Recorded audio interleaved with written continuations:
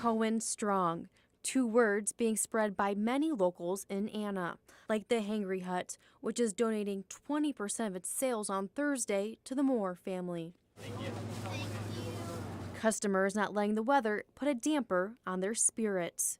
Carol Ledbetter, Cohen's grandmother, is thankful for the support. We're so blessed to have a small community like this that comes together. On Wednesday afternoon, Jillian Moore was driving with Cohen and his younger sister, Keely, Going to meet a friend in Paducah to do some school shopping. when a semi failed to stop.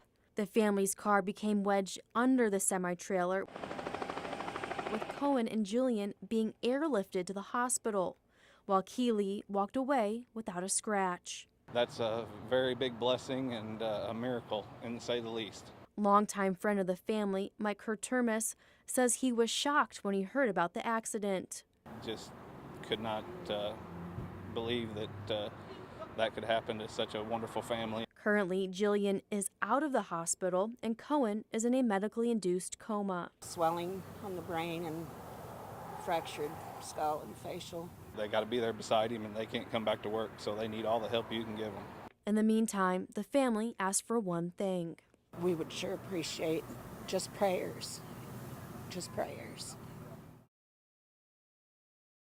Every little tiny bit helps that everybody in here is pitching in to do for him. Allison Jackson is a speech pathologist for Cobden School District and a friend of the Moore family.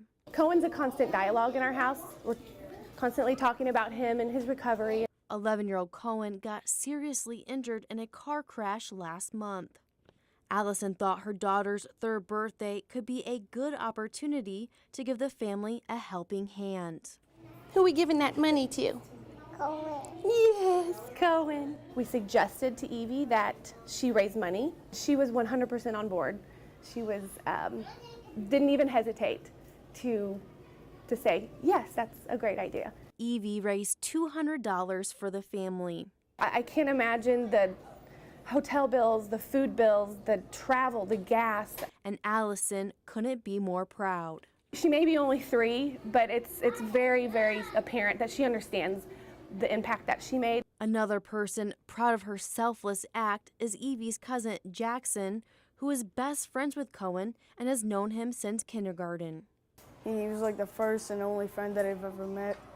Then ever since that, we've been best friends. He and all the other students throughout the Cobden School District show their support by wearing Cohen Strong t-shirts once a week. Every Wednesday, I think now it's being called Cohen Strong Day. I think they really care about Cohen. Cohen has been at a pediatric rehab center in St. Louis for about a week, but Jackson has some plans in mind for when he gets out. If he still has his baseball glove, I just want me and him to play catch. Meanwhile, Allison and Evie hope to soon deliver the check to Cohen in person. Reporting in Cobden, Brooke Slyer, News 3. When we passed our road, he's like, we're not going home, I want to go home. Little did Cohen know, Mom Jillian had a surprise for him. A police and fire escort around Cobden. He's like, my own parade? I'm like, yeah, your own parade. With family and friends lining the streets. It is just so overwhelming. The whole community experience with this whole thing from start to finish has been awesome. The truly touching moment for Jillian and Cohen, having 500 students and teachers holding handmade signs. When I rounded the corner to the school, I just couldn't keep it in. Had to wipe my tears. I think he was just real surprised. I mean, he didn't say a whole lot other than, hi, hi. One of the students to receive a wave from Cohen is classmate and friend Michael Tomas. I was excited and I was feeling like he's back home, that he's feeling better, and I hope we can come to school so we can hang out like we used to. Jillian says the family is thankful for the homecoming and community support during Cohen's recovery.